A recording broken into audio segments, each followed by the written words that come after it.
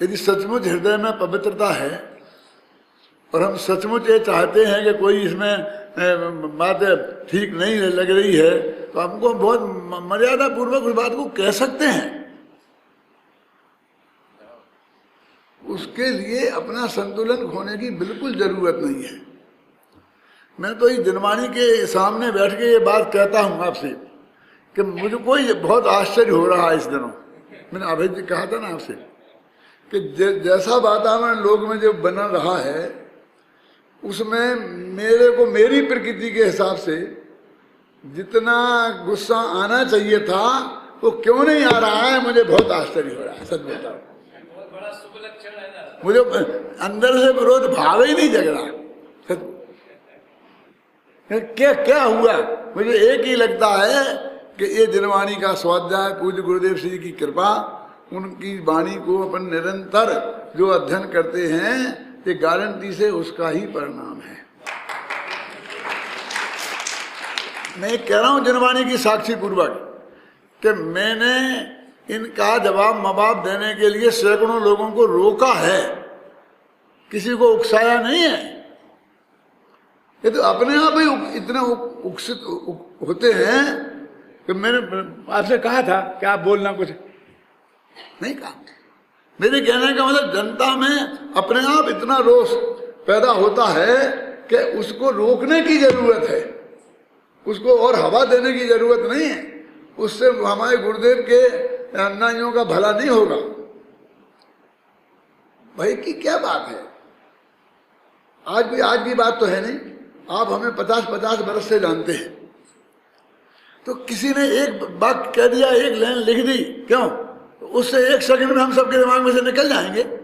और निकल जाएंगे तो ऐसे रह के भी क्या करेंगे उनके दिमाग में हम, कि जिंदगी भर जिनने हमें देखा है और वो उससे निर्णय नहीं करेंगे। और एक ऐसी किसी के भी एरो गेरा नत्थु खेरे की जिन्हें कभी जनवाणी का स्वाध्याय नहीं किया, न पढ़ते हैं, न पढ़ने की फुर्सत है, उनके कहने से यदि मान लेंगे तो क्या मतलब? उस जयपुर समाज में जो कोई मुमुक्षु नहीं थे, उनने एक ही बात कही, महाराज कुछ भी मत बोलिए आप। क्यों? क्योंकि हम उन्हें 42 वर्ष से जानते हैं। उनने कभी हमारी समाज में कोई भी विप्लव कुछ ऐसा करने की कोशिश नहीं की है। हमारे संबंध बहुत अच्छे हैं। आपके एक दिन कहने से, मुनि के कहने से नहीं मानेंगे। कौन? मुनि भक्तों ने ये कहा, जवाब दिया भरी सभा में। उनने एक वो निकाला था पर्चा, तो ये कहा था कि डॉक्टर भायल ने लिखा है, और उसमें मुनियों को गालियां लिखी थी। तो उन्होंने कहा कि बस वो टाइप किया हुआ था कि नाम के नाम नहीं, कि वहाँ के ऊपर लेटर हेड भी नहीं, ऐसा सादा कागज था। तो समाज ने रिजेक्ट कर दिया, नहीं हम नहीं मानते, हम उन्हें जानते हैं जिंदगी भर से, वो कभी कीमत पे ऐसा नहीं लिख सकते। तो मैं ये कहता हूं कि यदि हमने पूज्य गुरुदेव श्री का आशीर्वाद प्राप्त किया है, उनके तत्व ज्ञान को प्राप्त किया है, उसमें ही हम 24 घंटा जी जमे रहते हैं, वही लिखते हैं, वही बोलते हैं, और फिर भी कोई आदमी आए और 1 मिनट कुछ भी कहकर क्या, और आप बरगला दे और आप बरगलाने में आ जाएं, तो हमको ऐसे लोगों की जरूरत भी नहीं। हमें तो वैसे भी किसी की जरूरत नहीं। क्या है, हम जो तत्व गुरुदेव की वाणी सुना रहे, जो नहीं सुनेंगे वे अपना हित करेंगे कि हमारा हित करेंगे? 5 आदमी कम हुए तो क्या फर्क पड़ने वाला है? क्या?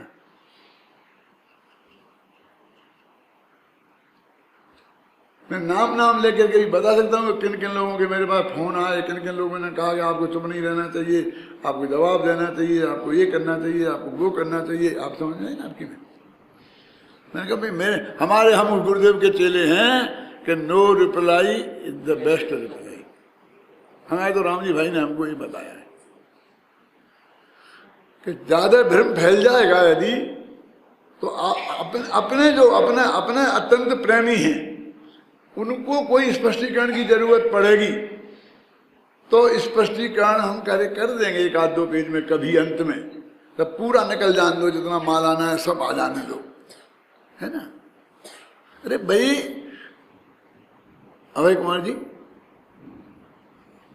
1600 पेज मेरी प्रशंसा में विद्वानों ने लिखे हैं, 700 पेज का तो अभिनंदन ग्रंथ है ही ना, और 700 पेज और, तो जब 100 पेज विद्वान लोग अपनी किताबों की समीक्षा में लिख सकते हैं, तो 16 पेज विरोध में आ जाए तो कौन से गजब की बात है?